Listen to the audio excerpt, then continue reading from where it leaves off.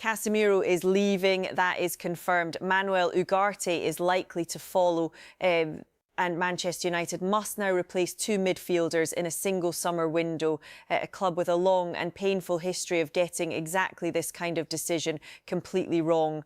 The pressure on Ineos right now is enormous. The targets are identified. Two of them already have serious complications attached. One prefers a Champions League club. Manchester United are not in the Champions League. Another has Manchester City leading the race for his signature. The clock is moving, the need is urgent, and the entire direction of next season depends on whether this club gets the midfield rebuild right. The question is not whether United need to act. The question is whether they have learned enough from the past to finally act correctly. Let us break this down properly. There is a lot to get through, so let us not waste a single second. Since the Aston Villa game, Manchester United players have made it clear they want Casemiro to stay. Cunha said, and I quote directly, "I am always telling him to stay at United, even if it is just for one more year. No, let us make it two." Yoro said, "Everyone wanted him to stay. He is a really important player for us." And Bruno said, "I would rather he did not go." When three players from three completely different backgrounds, from three different positions, all publicly say the same thing, that tells you something real about the dressing room culture. Matheus Cunha is an attacker. He does not play anywhere near Casemiro on the pitch, yet he is telling him to stay for 2 more years. Lenny Yoro is a teenage defender, still adjusting to the demands of the Premier League, yet he is speaking about Casemiro's importance with the kind of weight that even experienced players sometimes fail to express. And Bruno Fernandes, the captain, the leader, the man who carries this team in the hardest moments, is also saying he would rather Casemiro did not leave. This is not a media performance. These are not carefully crafted press release statements. These are genuine emotions from players who clearly value what Casemiro brings to the environment. And that matters deeply when you are trying to assess the full picture of what Manchester United will be losing this summer. According to multiple journalists, Manchester United will sign 2 midfielders this summer, especially with Casemiro confirmed to leave and Manuel Ugarte likely to go. For me, United need at least 3 midfielders, not 2. You cannot head into a 60-plus game season relying on Casemiro plus just 2 new signings to cover 2 key positions. That is simply not enough depth, and it is not how teams compete at the very top level. My fear with Glazer family and Ineos is that they might look at the squad now, decide 2 midfielders are enough and call it a day just to save money. Then midway through the season, Manchester United could realise they actually needed more than just 2 midfield additions. The confirmation that Casemiro is leaving is now unavoidable. It is official, it is happening. The question is no longer if Manchester United will need new midfielders. The question is how many and how quickly the club moves. The account that posted this raises a very fair concern. Casemiro is a wonderful talent, but he cannot be the only experienced presence in that midfield. But if 2 midfielders are signed and one picks up an injury in November, where does that leave the club? This is the kind of question that the recruitment team at Ineos must answer before the summer window closes, not after. The concern about financial caution overriding football necessity is one that Manchester United fans have lived with for years. Let us see if the leadership has truly learned from those mistakes. Academy director Stephen Torpey said, "I want this to be the greatest academy ever. I am a big believer in purpose and I know Manchester United has its way. We know the DNA is strong. United need to be the greatest developers of football excellence. No matter where I have worked before, who I have supported as a child or what I have played for, I am totally aligned to the ethos of United and its fans because I think there is no better feeling than that." This is a statement of intent. Stephen Torpey has come into this role with language that matches the expectation of one of the biggest clubs in world football. Saying you want the greatest academy ever is a bold statement. But bold statements at Manchester United are not unusual. What matters now is execution. The timing of this quote is also interesting. It comes at a moment when the club is generating genuine excitement about a young player called JJ Gabriel, who we will get to shortly. The foundations of the academy conversation are being laid both at the top level and at the grassroots. That parallel movement is encouraging if it is real and sustained. Manchester United are monitoring Premier League midfielders and plan to sign 2 this summer. Shortlisted targets include Sandro Tonali, Adam Wharton, Elliot Anderson, Carlos Baleba and Alex Scott. Wharton prefers a UEFA Champions League club, while Manchester City are currently leading the race for Anderson. Now, this is where things get genuinely interesting. 5 names are on the shortlist. All of them are Premier League based. All of them would bring a different profile to the United midfield. But let us be precise about the reality here. 2 of those names already have complications attached to them. Adam Wharton reportedly prefers a Champions League club. Manchester United are currently not in the Champions League. That puts United at an automatic disadvantage in that negotiation. And Elliot Anderson has Manchester City currently leading the race for his signature. That is a direct competitor in the hunt for a player United clearly want. The situation for United in the transfer market is not easy. They are trying to rebuild while not being at the very top of the table where they can attract players purely on prestige and competition level. These complications must be acknowledged honestly. Roy Keane speaking on Bruno Fernandes' record at Manchester United. Gary, people can criticise Bruno all they want, but numbers do not lie. 16 assists in a Premier League season. That is more than even David Beckham managed at this club. Roy Keane is not a man who hands out compliments easily. Anyone who has followed his career as a pundit knows that he holds Manchester United players to the absolute highest standard. So when Roy Keane uses David Beckham as a comparison point and says Bruno Fernandes has exceeded that, those words carry serious weight. 16 assists in a single Premier League season is not a lucky number. That is consistency, vision and execution at the highest level. The criticism that Bruno sometimes receives about his body language or emotional reactions on the pitch is real, but Keane's point is that the numbers do not care about body language. The numbers tell the truth, and the truth is that Bruno Fernandes is producing at a level this club has not seen in a very long time. Bruno or Rice, who would you choose? The post showed a full stat comparison between Bruno Fernandes and Declan Rice.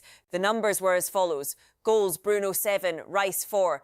Assists, Bruno 16, Rice 5. Minutes played, Bruno 2,347, Rice 2,585. Long passes, Bruno 180, Rice 148. Dribbles, Bruno 31, Rice 25. Duels won, Bruno 106, Rice 121. Tackles, Bruno 44, Rice 57. Interceptions, Bruno 44, Rice 57. Touches in opposition box, Bruno 61, Rice 50. Shots inside the box, Bruno 12, Rice 8. Shots outside the box, Bruno 22, Rice 10. This comparison is fascinating, not because it tries to say one player is better than the other, but because of what it reveals about their respective roles. Bruno Fernandes leads in almost every attacking category. Goals, assists, dribbles, long passes, shots inside and outside the box, touches in the opposition area. Rice leads in the defensive categories, tackles, interceptions, duels won, and Rice has played more minutes. What this tells us is that Manchester United are getting an attacking output from their captain that is comparable to, and in many areas exceeding, what the most expensive Premier League midfielder of recent years is providing. The question United fans should ask is this: if Bruno Fernandes is delivering these numbers in a team that finished 15th last season, what could he do in a better team? The answer to that question should excite every single Manchester United supporter. Before we continue, if this kind of deep, evidence-based analysis is what you want on your Manchester United content, hit that subscribe button right now. This channel is built on facts, not noise. Every story we cover properly. Hit subscribe and join the Emma United analyst community. Now let us keep going. Thierry Henry on Bruno Fernandes. He does not play football. He thinks it. Look at him. He knows he is good. My name for him now is Bruno Fernandes. I always liked him. What he has been doing at Manchester United in some difficult moments for the team is outstanding. Thierry Henry is one of the greatest footballers who has ever played the game. He understands attacking football at the deepest level. And when he says a player does not just play football but thinks it, that is one of the highest compliments you can receive. The nickname Bruno Fernandes is Henry saying that Bruno's intelligence separates him from the average elite player. In difficult moments, Bruno has not hidden, he has not drifted. He has thought his way through problems and found solutions. That is the mark of a genuinely elite player. And for Manchester United, the most important thing to take from this is the reminder that they have something very special in their captain. Protect him, build around him and let him perform. Jamie Carragher on Casemiro. What he has done is having a brilliant first season and a brilliant last season. The bit in the middle we will try to forget about. Initially, you come in and everybody loves you, so they are thinking they have got a top player. He is going out in a brilliant swan song, but it is probably the right decision to leave, with Manchester United looking to recruit in that area. Jamie Carragher has given perhaps the most balanced and honest assessment of the Casemiro era at Manchester United. And I think this analysis deserves to be heard clearly. Casemiro arrived and was outstanding. He gave United something they desperately lacked, which was physical presence, aggression and winning mentality. Then came the difficult middle period, which was painful to watch for United fans. But now, in what appears to be his final season, Casemiro has rediscovered himself. He is going out at the top of his game, and Carragher is absolutely right to say that it is probably the correct decision for both parties. Manchester United need to rebuild that midfield with fresher legs and modern energy, and Casemiro, by leaving on a high, gets to protect his legacy at the club. Lenny Yoro on Bruno Fernandes to play with him, just incredible. Top player, class player, helped us every game to win, and really happy for him to have this assist record. I think he deserves it. Even outside the pitch, people do not see it, but he is a top guy with us, top captain. Lenny Yoro is a teenager. He is in his first season at one of the biggest clubs in the world. He is adapting to a new country, a new language, a new level of football. And the person he points to as someone who has helped the team every game and who is a top captain even outside the pitch is Bruno Fernandes. That tells you everything about the leadership Bruno provides. It is not just about goals and assists. It is about the daily standard he sets, the invisible work, the conversations in the dressing room that supporters never see. Yoro sees it. His teammates see it, and that invisible leadership is often what separates good teams from great ones. Lenny Yoro on Casemiro, everyone wanted him to stay. He is a really important player for us. He showed it again today. Even in the dressing room, every day he has the experience that no one else has in the team. He won everything, so this helped us a lot in the games and even outside the pitch. This is the second time Lenny Yoro appears in our analysis today, and both times he is speaking about dressing room culture, not tactics. He is talking about what Casemiro brings as a human being, not just as a footballer. The phrase "he won everything" is enormously significant. When you have someone in your dressing room who has won the Champions League, who has won league titles, who has competed at the very highest level for a decade, that experience bleeds into every training session and every team meeting. That is something you cannot sign a replacement for. You can replace Casemiro's defensive role. You cannot immediately replace what he has given this squad in terms of winning mentality and culture. Manchester United will feel that absence next season. Lenny Yoro said, "I know I am really young, I have a lot of things to improve, so they help me to find that, to work every day on what I have to improve." Evans and Woodgate speak a lot with me about not just about football, but about outside football also, because for a young player, it is important to be good outside football, so they know I have a lot to improve, and they help me a lot with this. I think when the player comes to the Prem, they know physicality will be hard, so my body is still growing and I have to deal with that. I have also got Harry Maguire, like I said, to help me with that on the pitch, so I have to deal with that, yeah. This screenshot gives us a beautiful window into how Manchester United are developing their young players right now. Lenny Yoro is not just being thrown into the fire without support. As former Premier League professionals in Evans and Woodgate, guiding him through not just his football but his life. That holistic approach to development is exactly what a top academy and senior environment should look like. The mention of Harry Maguire helping him with physicality on the pitch is also notable. Maguire, who has endured his own difficult period at this club, is now contributing to the development of the next generation. That kind of mentorship within the squad is genuinely positive. Manchester United sources insist either Barcelona pay the €30 million buy option for Marcus Rashford or he will return to United for pre-season. United are not interested in negotiating the fee. This is Manchester United drawing a clear line. The situation is firm. Barcelona have a buy option for €30 million. Manchester United are saying that option must be exercised in full or Rashford comes back. There is no middle ground being offered, no willingness to negotiate a reduced fee. This is a strong stance from the club. It tells us that the United leadership values Rashford at that price and will not accept a discount simply because Barcelona want one. Whether Barcelona pay remains to be confirmed, but United's position is clear.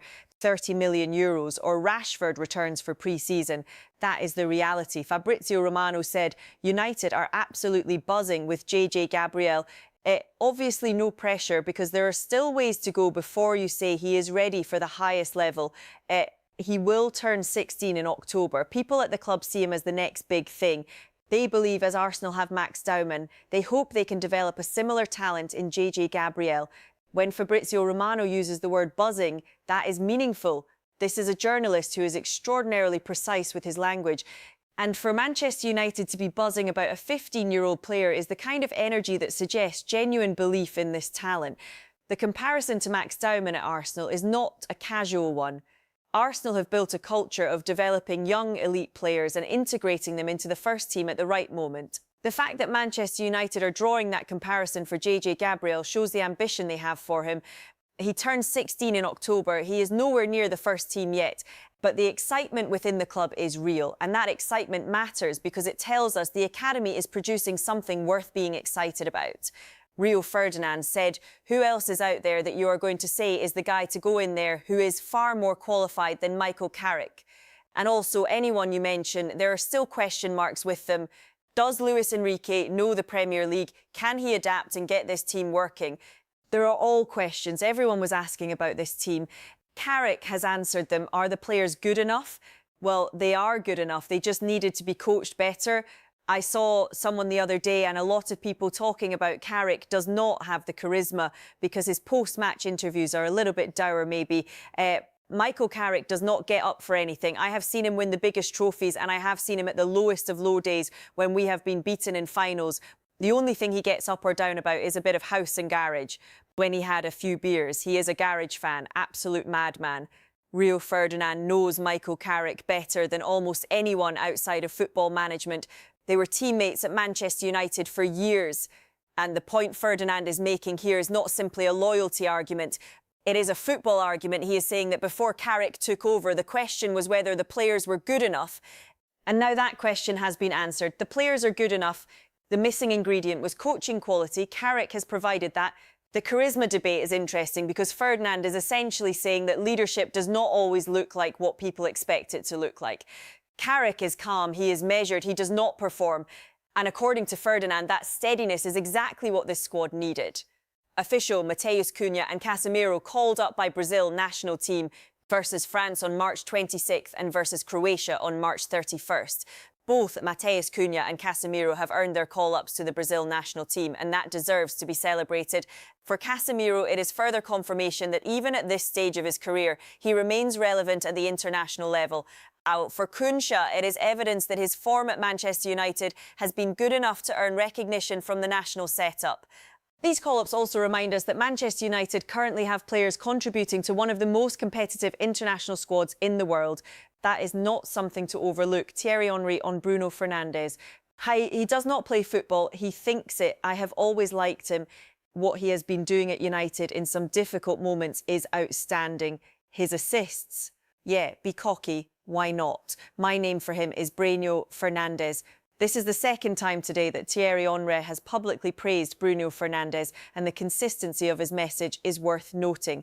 He is not being polite. He is not offering a diplomatic word of encouragement. He is placing Bruno in a category of players who think differently on a football pitch. The phrase, be cocky, why not, is Henry giving Bruno full permission to own his excellence. After everything Bruno has been through at Manchester United, the criticism, the difficult seasons, the questions about whether he should stay or go, Henry is saying that Bruno has earned the right to feel confident in his abilities.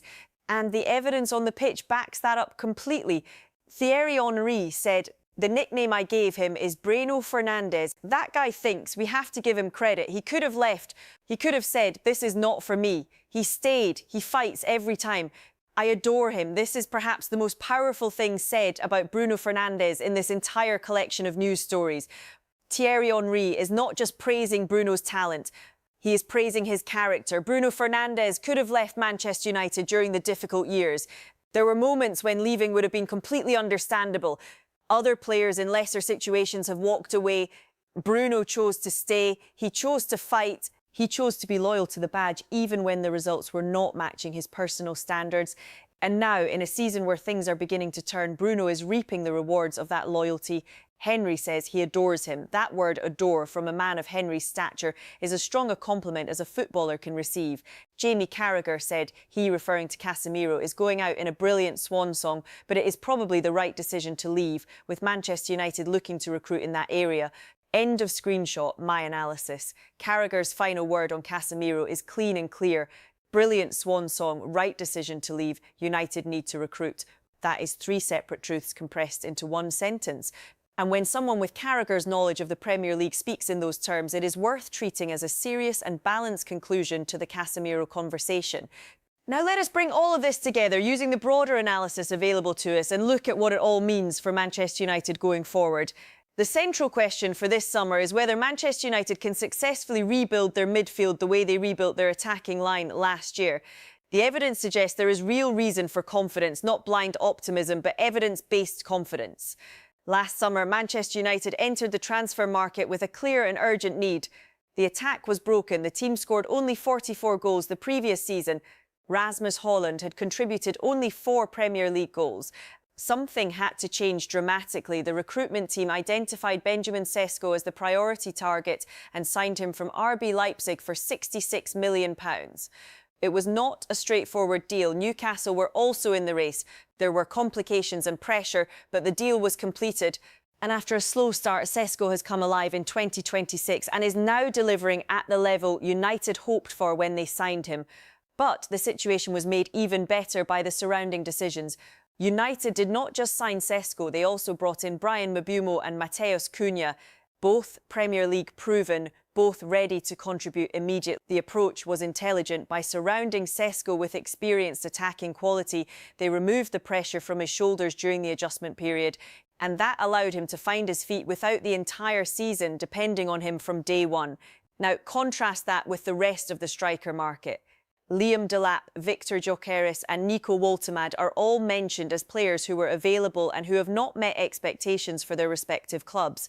The only other striker performing fairly well from that group of alternatives is Liverpool's Hugo Ekitike. Around Europe, other options like Jonathan David, Dusan Vlahovic and Jonathan Burkhart were also discussed as possibilities for various clubs. None of them have shown anything that makes United regret their choice. The reality for United is that they got the decision right. In a summer full of potential pitfalls in the striker market, they navigated correctly and came out with the best available option. That process deserves recognition. Now, the question is whether the same quality of decision-making can be applied to the midfield this summer.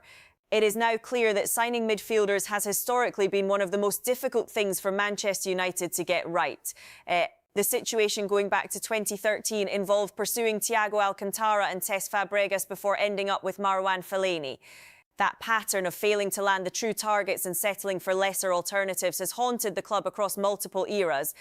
The evidence now needs to suggest that Ineos has broken that pattern. The shortlist of Premier League midfielders currently includes Sandro Tonali, Adam Wharton, Elliot Anderson, Carlos Baleba and Alex Scott. The complications with Wharton and Anderson have already been outlined. Wharton prefers a Champions League club and Anderson currently has Manchester City as the front-runners. That leaves Tonali, Baleba and Scott as more realistic options without those immediate barriers. Whether those 3 individually or in combination provide the quality Manchester United need is the central football question of this summer. And here is the critical point. Multiple reports confirm that Manchester United plan to sign 2 midfielders. One account argues that 2 is not enough. That to cover a 60-plus game season with only Kobbie Mainoo plus 2 new arrivals is to leave the team dangerously thin. The fear is that financial caution will override sporting necessity. If that happens and if injuries strike in the midfield during the season, Manchester United will find themselves in a crisis that was entirely preventable. The leadership at Ineos must make the brave call, sign 3 if necessary, prioritise the football requirement over the budget restriction. The precedent from last summer shows they can do it correctly. The question is whether they have the courage and the resources to do it again at the midfield position. Meanwhile, the foundation of the club is also being built at the academy level. Stephen Torpey has come in as academy director with enormous ambition and genuine alignment with the United ethos. And the excitement around JJ Gabriel, a 15-year-old who turned 16 in October and is being compared to Arsenal's Max Daumann, tells us that the pipeline is beginning to produce something worth protecting. These young talents need the right environment. They need the mentorship structures that Lenny Yoro has described, with Evans, Woodgate and Maguire all contributing to the growth of the next generation. If that culture is genuine and sustained, Manchester United's future is in much better hands than it has been for most of the past decade. The Casemiro era is ending. It ends the right way, with dignity, with appreciation, and with the player going out at the top of his game. That matters for the culture. How you treat departing players speaks to prospective signings. And Casemiro will leave as a respected figure. Bruno Fernandes is the captain, the leader, the standard setter, and according to Thierry Henry, Roy Keane, Lenny Yoro and the statistics themselves, he is performing at a level that should be celebrated, not questioned. He stayed when he could have left. He fought when the club was struggling. And now he is being rewarded with the kind of recognition that his talent has always deserved. The club is in a period of real transition, but the evidence on the table, the successful attack rebuild, the midfield targets being identified, the academy excitement, the cultural leadership on the pitch, all of it points to a club that is genuinely trying to move in the right direction. The next few months will tell us whether the leadership has the conviction to back that up in the transfer market. Stay close to this channel. We will cover every development as it happens. No noise, no clickbait, just analysis. Thank you for watching MA United Analyst. Subscribe now so you never miss a breakdown like this one.